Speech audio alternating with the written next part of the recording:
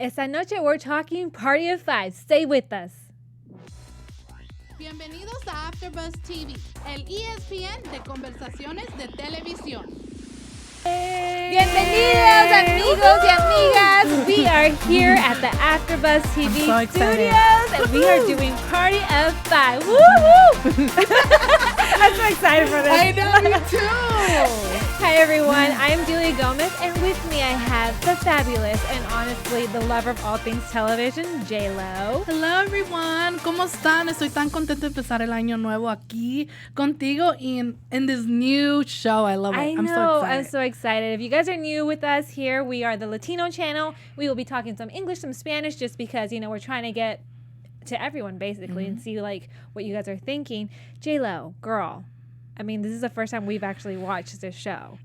What did you think? It was so good. Right? You know, sometimes I get scared a little bit with these reboots because nunca sabes si lo van a agarrar bien or if, you know, or they're going to mess it up.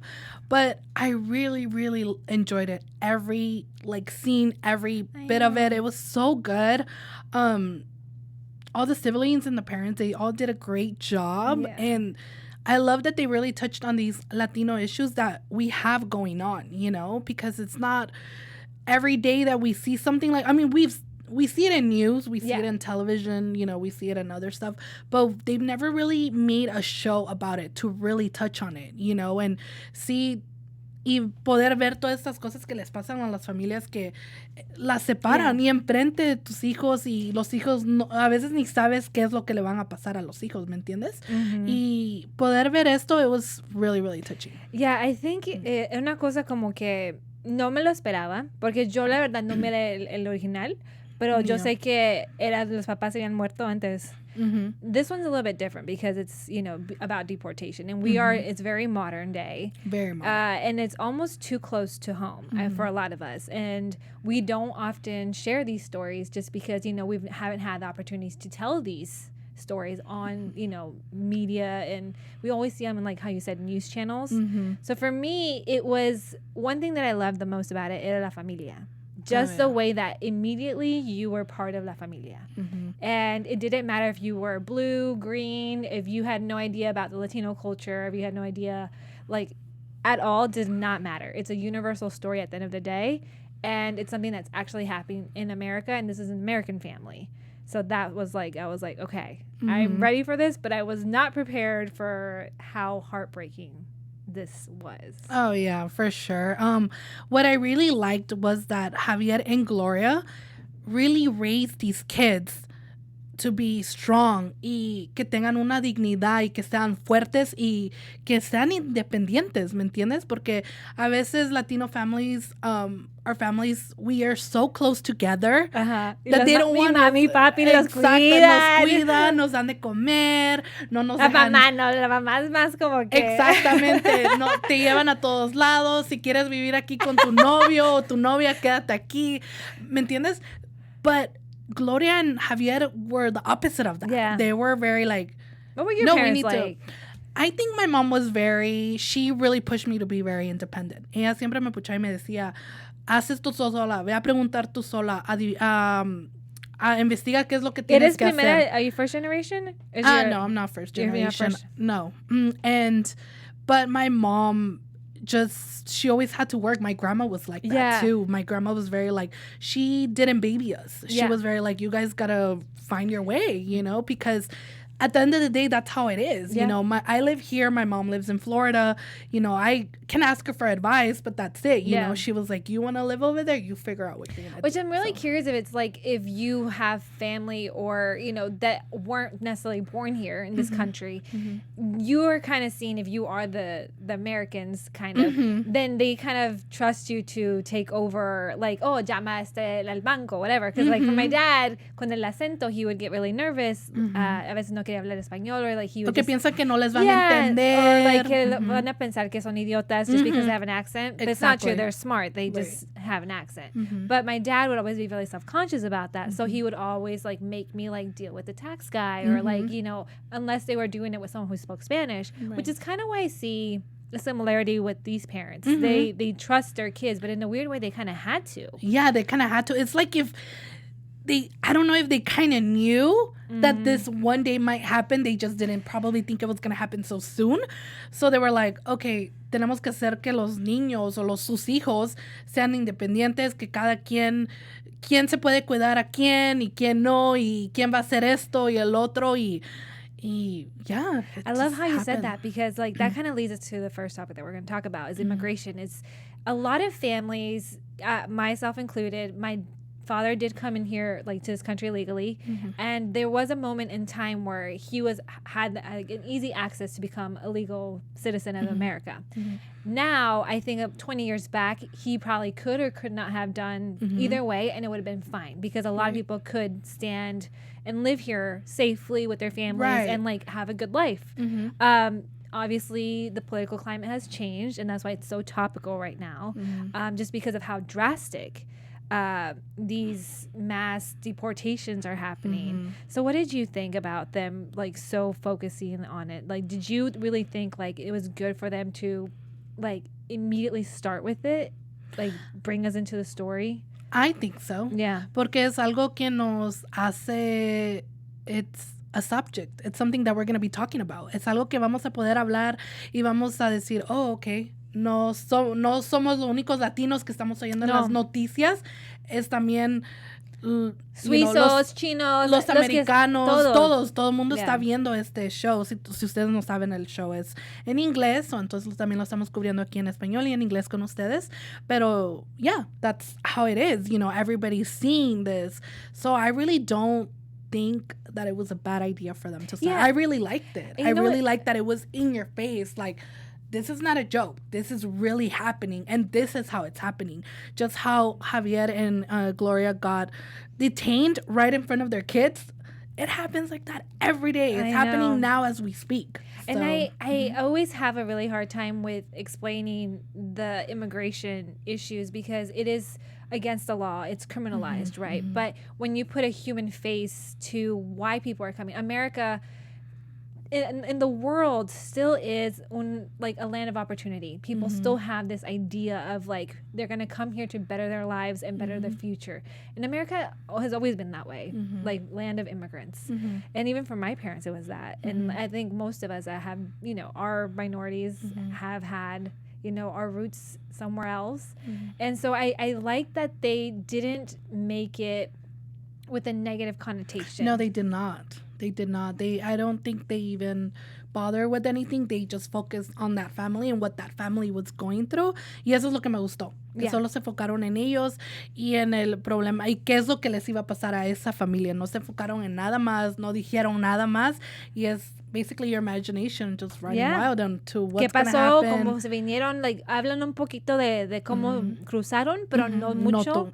Y cada persona, eso es algo, cada persona tiene su historia diferente. Mi mamá vino diferente a mi papá. Entonces mi mamá también. Todos vienen diferentes aquí. Exactly. Y lo que los gana, like, what we really end up watching is the siblings. We love the siblings. What did you think about? I mean, like, I know we all we all have our favorites because there's 5 of them. I know which one's your favorite. I love the siblings. They're so smart. Yeah. They are so smart. Street smart. Very street smart, just everything. Of course, my favorite has to be Valentina. She is amazing. Like, I need to have a sibling like that back home. La chiquita siempre es con, like, chispa.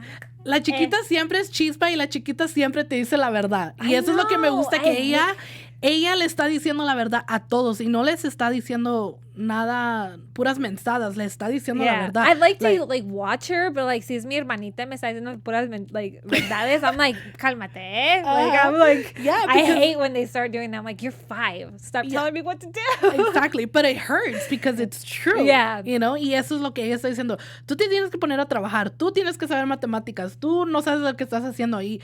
That's what I like, that she's telling you the truth, because she knows that they're in a very tense moment. Yeah, she's the one she's like, come on, like, get it together. You know, get it together. And she's probably the one that's most affected, because out of all the siblings, era la única que estaba ahí con los papás cuando los arrestaron. Yeah, and I really liked what Emilio said. Oh, well, we'll get into that in a little bit, but Emilio mentioned something is like, I have a little sister that she's growing up and my mom needs her, you know, and it's true, you know, it's during that time when she's growing, she's becoming a teenager, you need your mom more than ever. And the fact that, yeah, she has a sister, you know, and everything, but it's not the same. It's not the same as when your mom, it's different. They explain to you things differently. You have someone to go to. Exactly. Yeah. You know? Your older sister either kind of like, she has her own life. She's kind of over it. She's like, you put on a bra. And that's it. Like, what?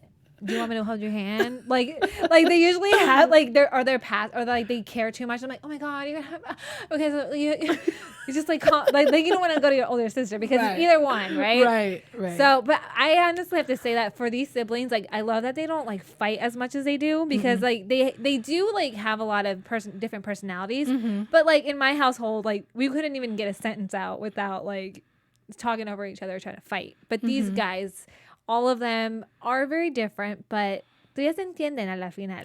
Yeah, I think right now their only disagreement is de que cómo nos vamos a cuidar, qué es lo que tenemos que hacer para, you know, sobrevivir y también poder sacar a nuestros papás. ¿Qué vamos a hacer? ¿Me entiendes? It's like those two things. So scary. It is scary, and it's something that a kid a la edad de ellos no debían de estar pensando, ¿me entiendes? Ellos debían de estar pensando en sus estudios, en qué es lo que quieren hacer, salir a jugar.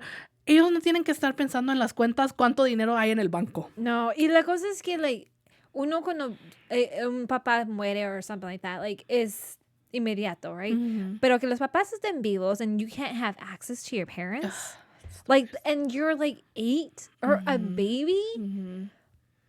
I mean, you guys, it's so heartbreaking, and I'm so glad that we're having these conversations just because it is really unfortunate. And then Emilio, which is he's the oldest, you know, like I told you before, I really felt that he was really selfish. Yo pensé que solo estaba empezando en él, que él nomás que normalmente es así. Ya no vivía ahí con la familia. Él vivía solo, quería ser músico. But for a second, I don't know. I just felt like he was devastated, I felt like at the beginning. Pero después se le miraba la cara como que, okay, estoy triste. Como te dije a ti, no sé si estaba triste porque sus papás los iban a deportar y ya no los iba a ver, o estaba triste porque sus papás los iban a deportar y ya no iba a poder hacer su música y ahora tenía que él cuidar todo de la familia, el restaurante, a sus hermanos. So no estaba segura. So for a second, I was a little pissed. I'm not gonna lie. I was a little pissed. I was like, I don't know, Emilio. How would you be? You're fine and all, but you know. You're like, oh, I love you, but I mean, we could be together, but no. He does come off a little bit selfish, which I think in a weird way is that American dream, right? You can be anything in America. You can. You really can. When something like this happens and you have to put your career or your dreams on hold because you are now responsible for 4 children and he's, you know, he chose a career path that doesn't really pay a lot of money. He can have this kind of life. Honestly, as an artist, I would be very torn about it because one part of me is going to want to be fulfilled as a human and like achieve everything I can with all my potential. But another part of me is going to want to be there for my family. I know. And then I understand him because you don't want to grow older and have that resentment towards your siblings. Like your siblings become something y tú solo fuiste un manager de un restaurante cuidando a tus hermanos.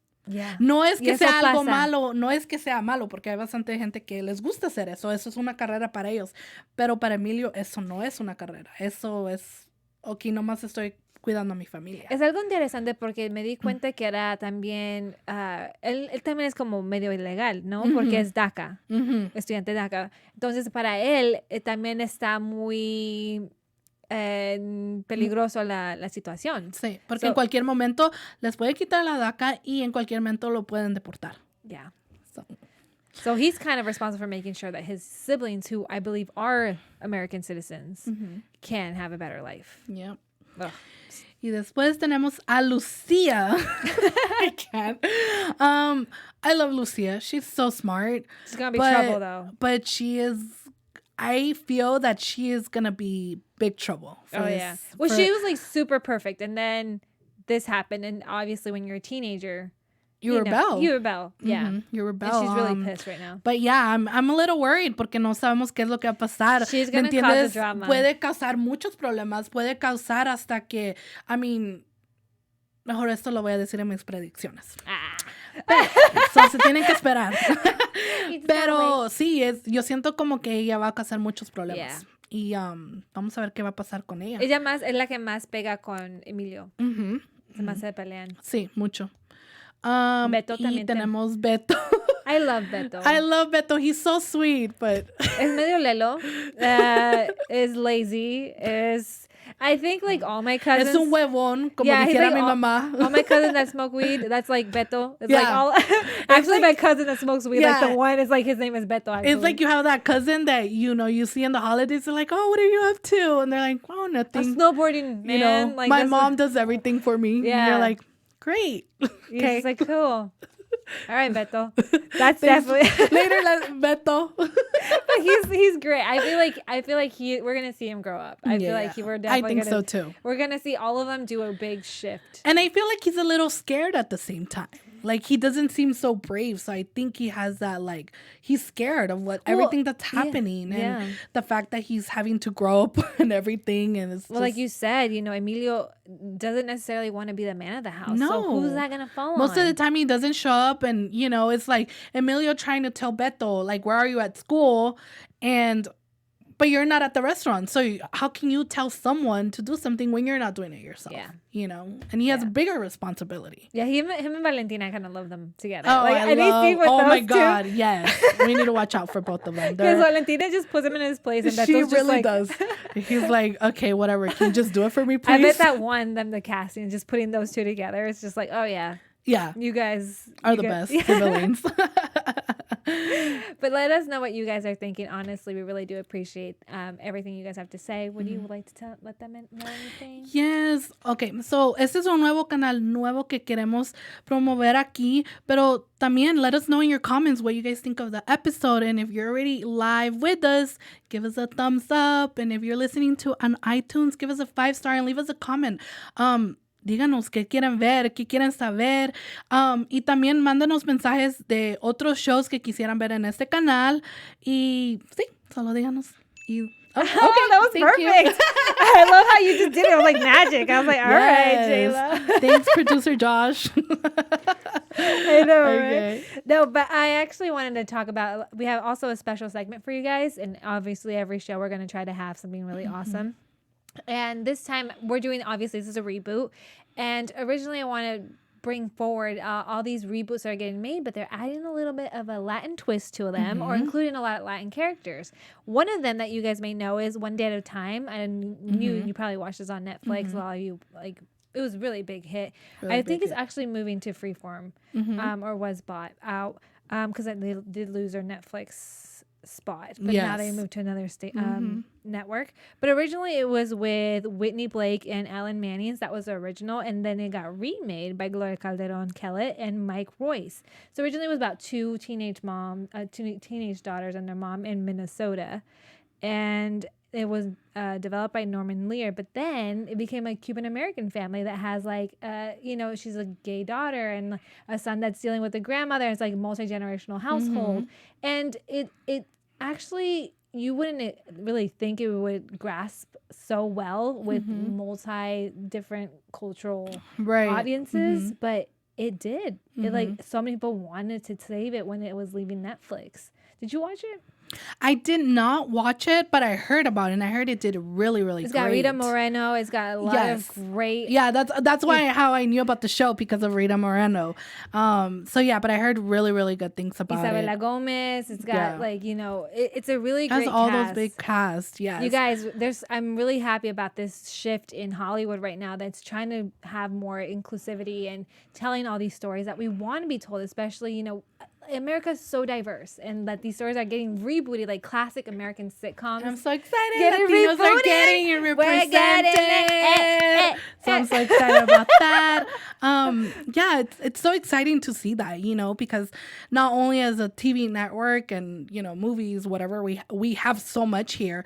I'm excited that I get to see that, and I get to work with all of you so we can talk about all these shows and movies and everything. And it's just so exciting to see all these shows getting rebooted, but not only rebooted, but they're casting all these Latino artists, you know, and so much is going on, you know. Even singers are becoming actors now because they're like, we want to be out there telling stories as well too. I mean, like, I think honestly, I'm not sure like how creatively it would have worked, but like the success of like One Day at a Time or all these reboots that are happening kind of led the way for this show to come up, because, you know, you're trying to create something that was originally really standard, you know, American, and then you're completely reimagining it into a different culture, but it still has the same. I mean, a prime example is Party of Five. You know, we're showing things that are going on in the real world. I mean, it's happening as we speak, you know, like I said before. And I like that it's in your face, you know, nos están enseñando todo lo que está pasando, qué pasa con estas familias. Y esto es solo una serie, ¿me entiendes? Estamos viendo, hay que decir que estamos viendo lo más feliz. Las familias en verdad no pasan estas cosas, no pasan los hermanos quedándose juntos, poderse cuidar, más bien los separan y cada quien se va y a veces ya no oyes de ellos y ya no sabes qué hacer. Lo de la frontera. Lo de exactamente, los niños de la frontera, oyes niños que se mueren y todo eso y es algo que me gusta que están enseñando. Es algo que es pesado, right? It's just so heavy to talk about. And unfortunately, it's happening all the time because we need to really think about us as a country, about destabilizing like other countries and creating worlds where people are unable to sustain themselves and like create these great futures for themselves, and then seeking asylum here in America or elsewhere. So it's a bigger topic, but it's happening. It's part of our world. And I love that, you know, it's primarily targeted to teens. And so, it's the younger generation that are kind of learning about these topics in different ways and being introduced. And I'm just so excited that all these shows are getting rebooted and even new shows that are coming to us and just having all those Latinos in them. And we're definitely going to be covering them here. So I'm excited about that. I'm like so excited.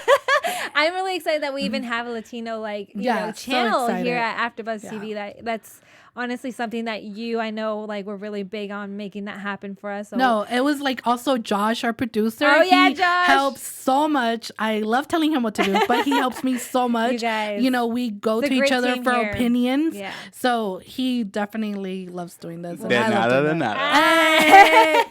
No, really, you guys, I feel so honored to be part of the Latino community here and that we get to talk about these things and these we're shows. So happy to have you here too. Y quiero decir una cosa también. Tenemos un comento aquí. Ryan Nelson de aquí de AfterBuzz TV nos dice hola y ¿cómo están ustedes? Hola Ryan. ¿Cómo estás? Estamos bien. Muchas gracias. Hope you're enjoying the Spanglish. He doesn't speak much Spanglish, but he'll get there. We're slowly teaching him along the ways. We also have some awesome, exciting news. As you know. Oh, es la nueva canción de las noticias, it. right? Mira, me siento como reportera. Como primer impacto. Ajá, lo tengo que hacer aquí con los noticias de AfterBuzz TV. Well, as you guys know, the actor who plays Emilio Acosta is Brandon Lara Cuente, and he actually recently just got engaged to his longtime girlfriend, Jasmine. Aww. I know. She's really sweet. She's great. Hopefully, we will be able to have Brandon in the studio with us. I know they're right now in New York and probably going to come back to LA to do some circus, but hopefully we can get him in. I know. I've been following them on Instagram, and they're the cutest thing because they're so simple. They're very just laid back. They met when they were like 17 years old. Oh my God, they've been together for a long time. Yeah, long time. I wish them nothing but the best. So it's super cute. Really excited for them. So hopefully they can both come in here. Yeah, they actually, can both Jasmine's definitely great. I love them. So romance is on the horizon. Yay! I like how you're yay. So before we head out, girl, we have to talk a little bit about predictions. Ay, estas predicciones. Ay, okay. So I'm going to go back to Lucia. Okay. So I think, como dije, Lucia va a causar muchos problemas, pero yo pienso que va a haber un momento que ella va a causar que tal vez los familiares o ellos mismos se separen. Oh. Porque she's been too rebelde lately. Estoy rebelde. But yeah. I couldn't think of that. I was like, wait, I have to sing this. I love that you did because, o sea. So I really do think that she's going to be, there's probably, I don't know, but maybe not next episode, but I don't know. I feel like she's going to be the cause of some kind of separation. Either del bebé, porque acuérdate que el bebé está bien pequeño, Rafael. Y ellos cuentan con que sea ella la mayoría que lo va a cuidar. So tal vez le puedan quitar al bebé. O puede ser el bebé y Valentina, Rafael y Valentina. Que los dos los separen, porque son los dos más pequeños. So, Lucia, you better be careful and stop your rebelde moments. I think Emilio's lack of, I don't want to say it. I mean, like he's so selfish, right? And I feel like he's gonna try to be the perfect guy, but then at the same time, he's gonna mess up so many times. Oh yeah. And you know what I think is actually gonna cause a real rift is gonna be between Beto and Emilio. La muchacha, la nueva. De restaurante. Because like he was... no. La nueva que apenas contrató el hermano Beto. Because he was talking in the restaurant. And then y ella se le quedó viendo. Like, oh my God. And we know that Beto hired her because he likes her. Man. Damn. Two brothers liking the same girl. That's not a good or thing. Or if Emilio doesn't like her, then he's still going to be upset because she likes him. It's going to be a drama. Oh, and then another thing. I think Alice might be in the story, like might be coming back. Oh, you think so? I really think so. I'm not going to lie. I like her. I really like her. She was so random, though. I was like, random. Girl, like, what are you doing, like, during the day that you can just, like, stay at some random guy's house? Taking care of his family. Like, she knew their schedules and everything. Yeah, she like, did. Doctor's appointment. And, like, I was like... And she even knew what the baby had, too. Yeah. Just funny. So. She probably like WebMD'd it or something. Necesitamos una Alice en nuestras familias. All of us. We all do need one. So Someone to keep track. Call us back before. Well, anyway, I really had a lot of fun talking about this show. And I know that I will be able to talk more with you as you're going to be producing it with us. Yeah, I'm so excited. I know. I really loved it. It was a great start. Obviously, heartbreaking. But I have a feeling that we're going to get some laughter and some good times. So, looking forward to see the rest. Y la otra semana vamos a estar haciendo 2 episodios. Episodio 2 y 3. Yo sé que episodio 2 salió hoy. Yeah. Pero la otra semana los vamos a ver. Y vamos a tener a Jackie, que va a estar aquí con nosotras. Yes. Y va a estar hablando también about that episode. So, I'm super excited about that. All right, love. So where can they find you? Okay, so a mí me pueden buscar en todas las redes sociales. I have a new Instagram name, guys. Look at you! I am jlo.2, T-O-O. Oh, 2? Because it's like I'm also J-Lo. Yes, there you go. Hey, Pero tenemos el mejor J-Lo aquí en AfterBuzz TV. And you guys can find me on all social media. It's Julia Gomez. Thank you so much for being with us tonight. Gracias. Love you. Nos vemos. Nuestros fundadores Keven Undergaro y Maria Menounos quieren agradecerles por estar aquí en AfterBuzz TV. Recuerden que no solo somos los primeros en ser los más grandes del mundo y el único destino para todos sus programas de televisión favoritos. Así, vayan a AfterBuzzTV.com para ver nuestra lista de shows. ¡Hasta luego!